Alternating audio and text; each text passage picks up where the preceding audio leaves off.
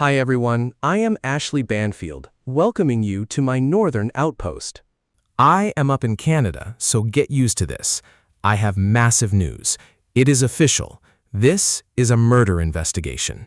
We are talking about suspected murder. Lynette Hooker is no longer just missing. This is now a suspected murder investigation. My sources on the ground have confirmed this. And let me tell you something else. And I believe Brian knows it. The reason I think he knows? Brian Hooker, if you are watching, the clock is rapidly catching up with you. In fact, I suspect he is watching this broadcast because he just hired himself a new defense attorney.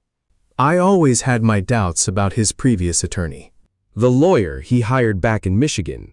When he made that quick trip back home and was spotted by our sources, that guy was not ready for prime time. This new lawyer is former Department of Justice.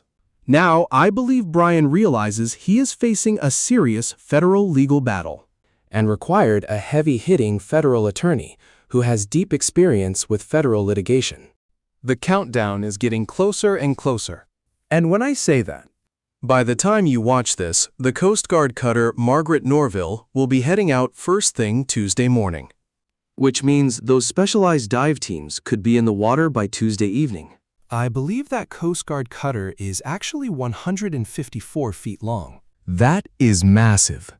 If you are not familiar with ships or yachts, but you watch below deck, you are getting into that mega yacht category of length.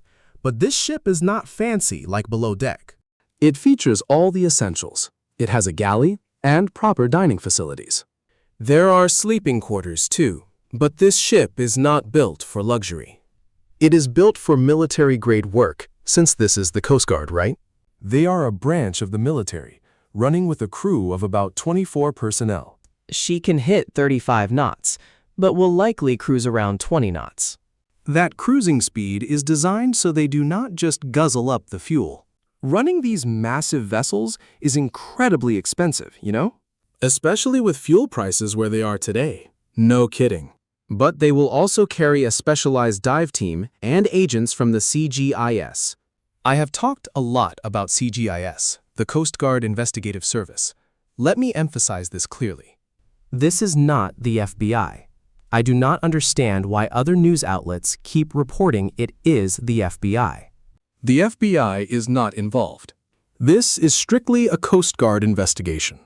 Coast Guard Investigative Service, CGIS. They handle cases like this all the time. Back in the 1970s, they were sent to Antarctica to arrest a suspect in a shooting simply because they held the sole legal jurisdiction. I am going to talk about that remarkable story a bit later in this episode. This matter of jurisdiction is incredibly crucial in the case of Brian and Lynette Hooker, allowing us to make very specific assumptions about where Lynette likely lost her life. Several key pieces of evidence point us directly back to the Soulmate. First of all, we know Brian is completely lying. Therefore, we can reasonably surmise that Lynette was killed right on board the Soulmate. I believe they brought that dinghy back to the sailboat. She did not just fall off and drift away until she reached Marsh Harbor. That whole story is nonsense. Our GPS data puts him in places he never should have been, executing maneuvers that are impossible without some form of working engine propulsion. Right. If you lack propulsion and you are just drifting helplessly, you drift along with the tide and currents, eventually washing up on some sandy beach or a jagged rocky shoreline. You do not steer the active paths that Brian did, and his tracking coordinates prove it, right? Then, of course, there is the matter of jurisdiction. The Coast Guard. The United States Coast Guard claims authority here because a citizen, or any passenger, was killed on board a United States registered vessel. The Soulmate was a United States vessel registered in Florida. That gives federal agents authority when a homicide occurs on a United States flagged vessel. The Soulmate was indeed United States flag. Federal maritime law also outlines another path for investigators to take command of this case, which triggers whenever an American citizen is killed on foreign soil. Clearly, Multiple legal avenues allow federal agencies to push their investigation straight into the Bahamas. Official permission was granted, and they are working alongside the Bahamians to deploy the Coast Guard cutter Margaret Norvell into foreign waters. But there is another critical detail. This investigation is incredibly complex, with a long list of coordinates that require an exhaustive search. My working theory, which many of you likely share, is that Brian had to dispose of Lynette, either burying her on land or at sea. Hey, Oh, hi. Chris from Northern Outpost is here. he has been hard at work today. So yes, Brian needed to hide Lynette, burying her either on land or underwater. That points us to a few key ocean locations where he might have sunk her body. Notably, that signature pink weight belt was missing from the Soulmate. She owned a pink scuba belt, a heavy weight belt used for deep diving. As far as we know, that belt was never recovered. Did Brian use it to anchor her to the seafloor? To be clear, I am not accusing him. No formal charges have been filed yet. But he was smart to hire an experienced criminal attorney who understands maritime law. His alibi simply falls apart. There were no rough waves, no strong winds. That excuse is a lie. Federal agents step in when a death occurs on a United States vessel, including the main boat and its dinghy. With federal teams actively deploying, we are approaching a breakthrough, even though investigators are keeping their cards close to their chest. The Coast Guard is maintaining absolute silence on the matter. But I believe we can now reasonably conclude that Lynette Hooker met her end while on board the Soulmate, or its small dinghy. Though my money is on the main ship, since committing a crime on a tiny dinghy exposes you to any onlooker. Down below deck on the Soulmate, however, you are completely hidden from view. And I suspect any cries for help would have been easily muffled down there. When you piece all of these dark elements together, this grim scenario begins to look highly probable. For heaven's sake, we already have proof that Brian made it back to the vessel. His original alibi is complete nonsense. The man has a notoriously short fuse. And he has a history of choking people. There is an active allegation that he once choked his 12-year-old daughter. That case actually went before a judge. A full trial was held, and the jury ultimately acquitted him. So this history of violence was formally litigated in court. A jury ultimately acquitted him of strangling his 12-year-old daughter. But that verdict does not erase her truth. She stood in court and told her story, backed by multiple witnesses who did the same. From what I gather, his legal defense rested on claiming those were implanted memories.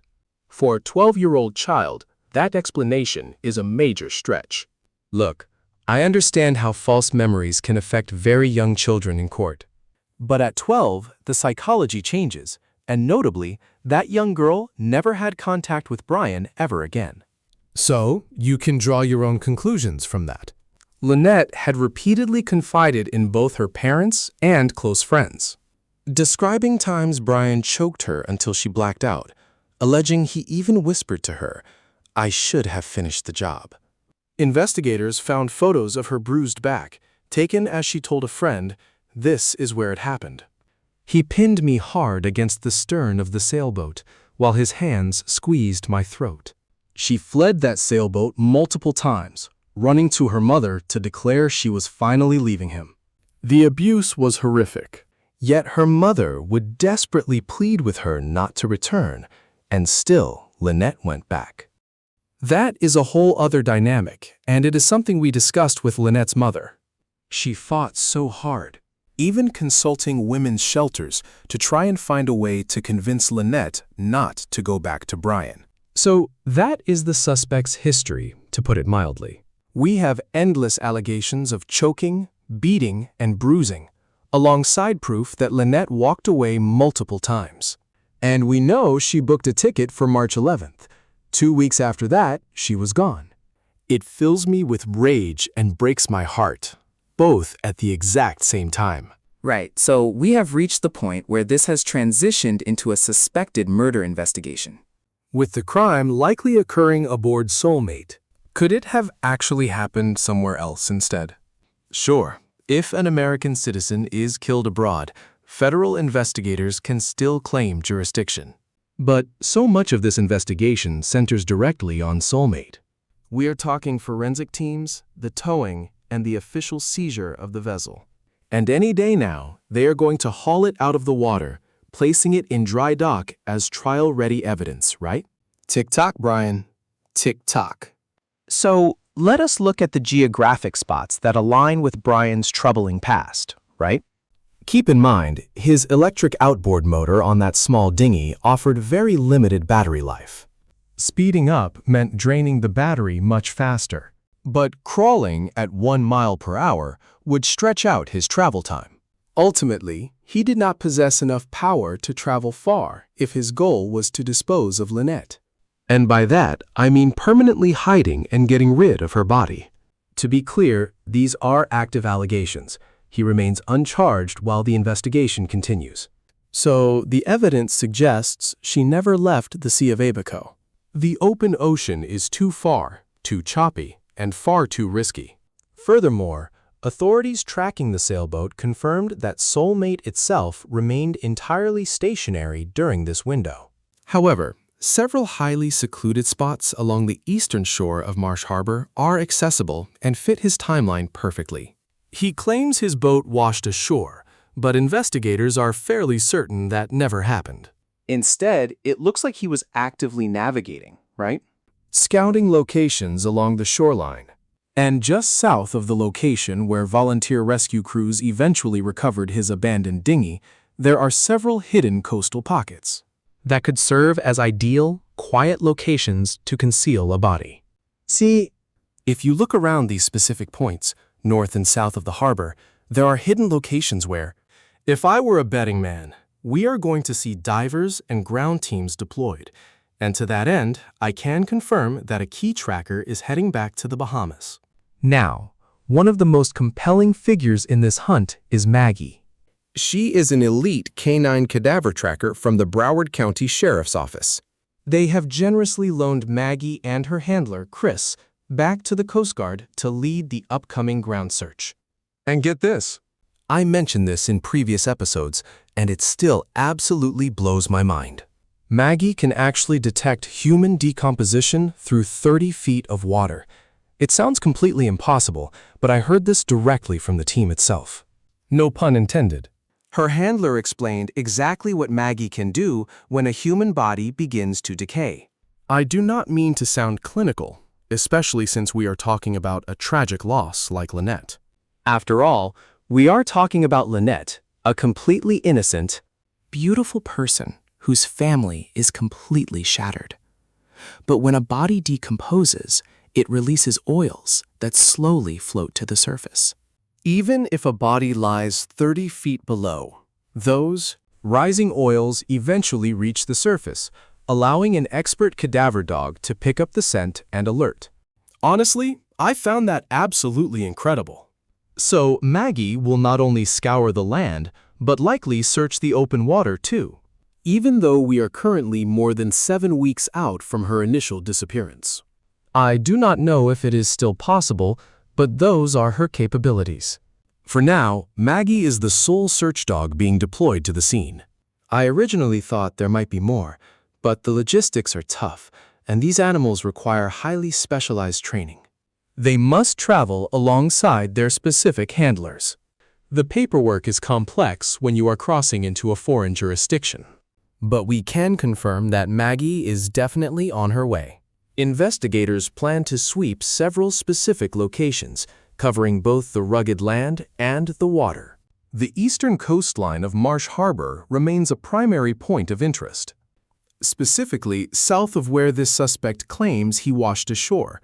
While GPS data guides the search, they suspect other hidden spots because of Brian Hooker. Looking at his past, we know. He is a master at masking his coordinates. He was actually fired from AT&T for doing just that, tampering with the GPS on his company van. Management tried to fire him multiple times, finally succeeding on the 3rd attempt because they finally had solid, undeniable proof.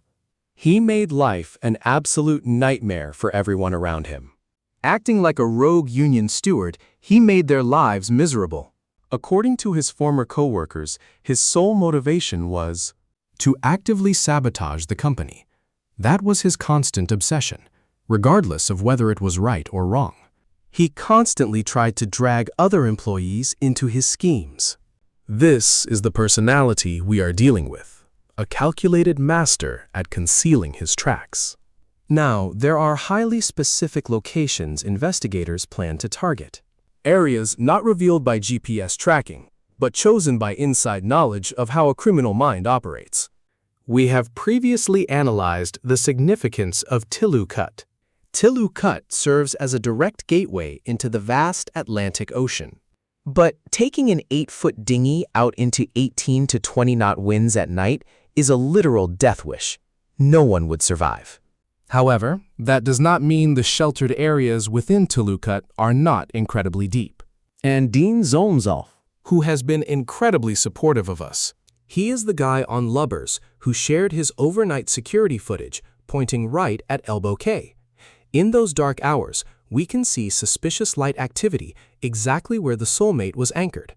Well, Dean pointed out a specific spot, and I will pull it up on the map right here. An area near Tillu Cut that drops 40 feet deep. That is exactly the kind of depth you look for if you want to make evidence or people disappear. So these are the precise waters I suspect the Coast Guard is searching right now. Let us talk about what is actually hiding in your makeup. Most of us obsess over what we eat and drink to stay healthy and fit, And how we protect our loved ones.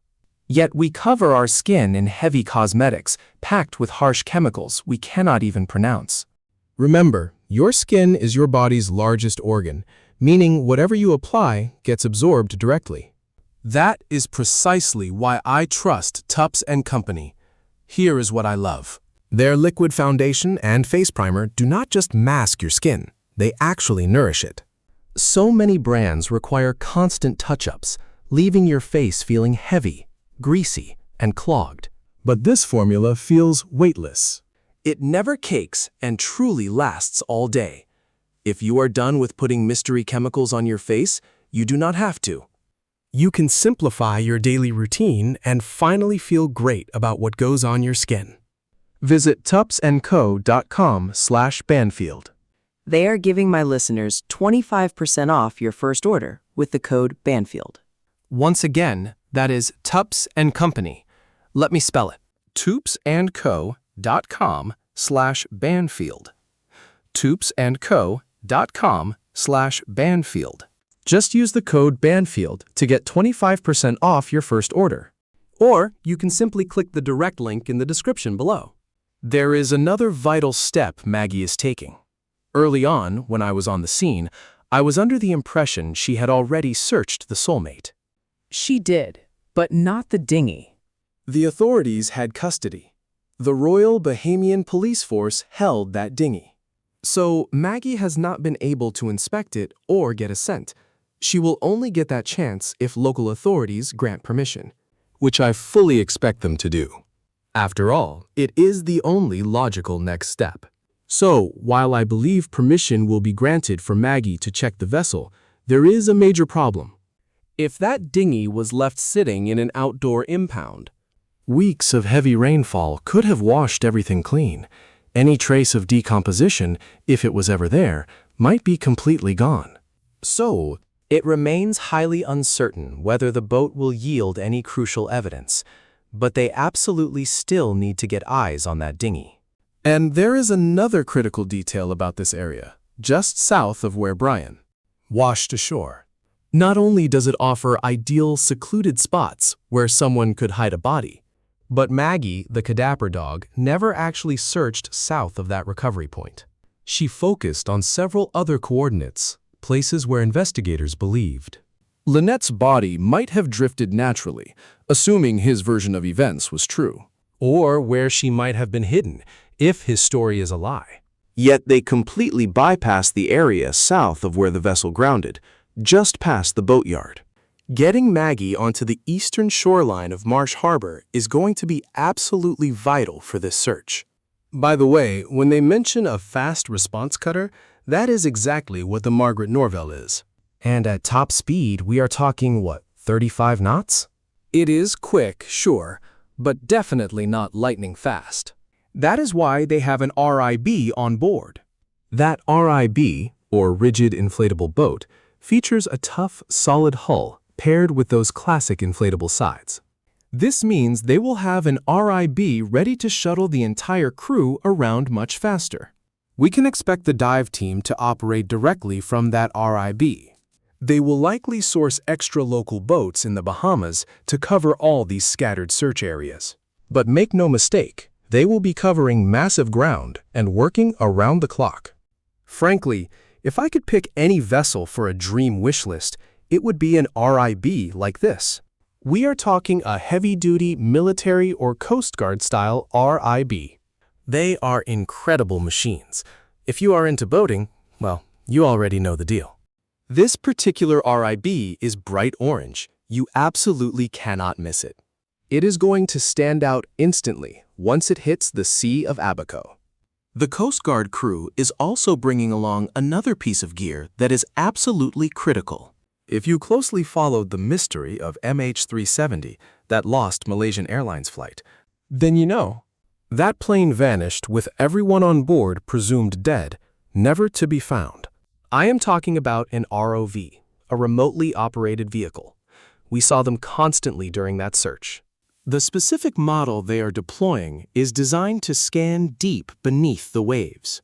Think of it as a second set of eyes underwater. The ROV can scan the seafloor in one spot, while divers search a completely different area. This means divers can focus on deep, dark zones where visibility is zero, while the ROV is deployed to search other sectors simultaneously.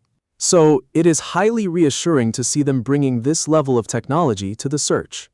Let us shift focus to the exact night or early morning, when Brian Hooker claims he scrambled ashore at Marsh Harbor. Right. We know his landing spot was roughly 100 yards south of the local boatyard. Some estimates say a quarter mile, but it was likely close to 100 yards, and today we have far more details about what went down there.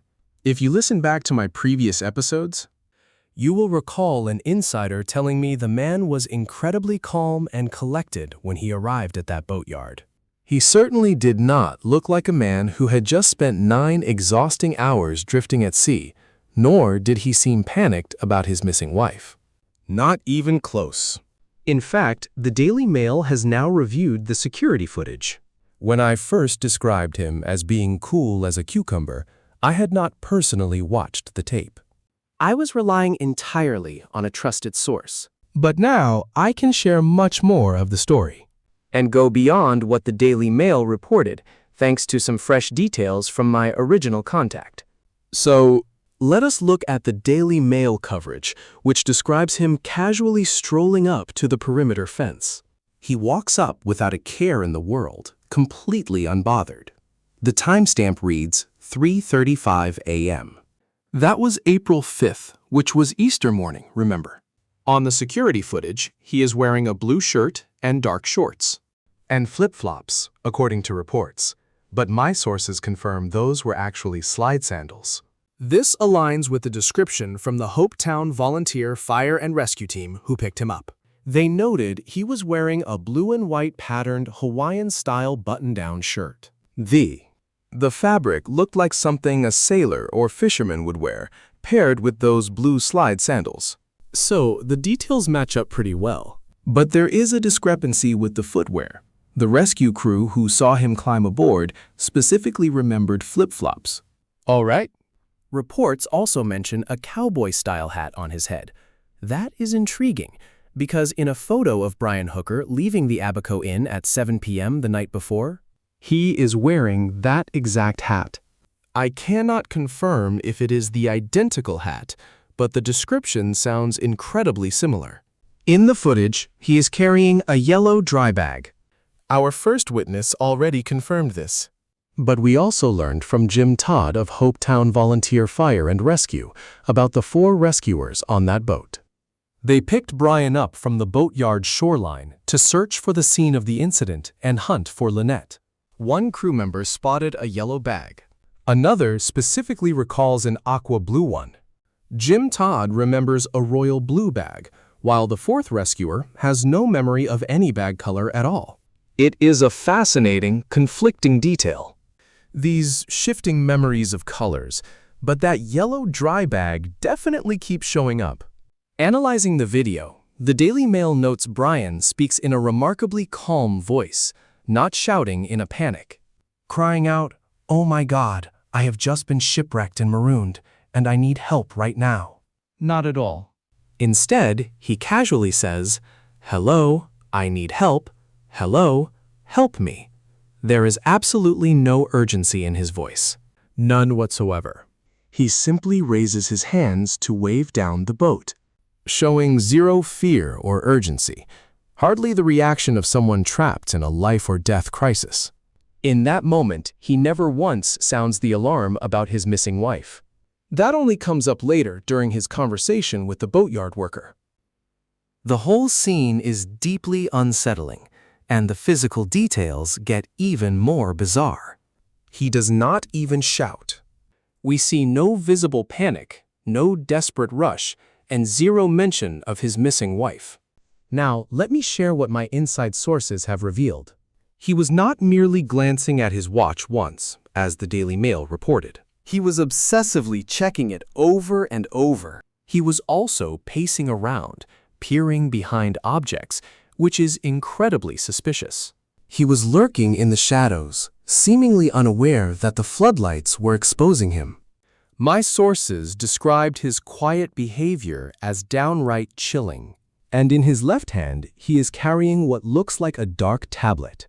Yet that device is gone by the time fire and rescue locate him the next morning. When he is brought aboard the boat with police officers, rescuers, and search teams. So, what was it? What was that dark, tablet-like object in his left hand?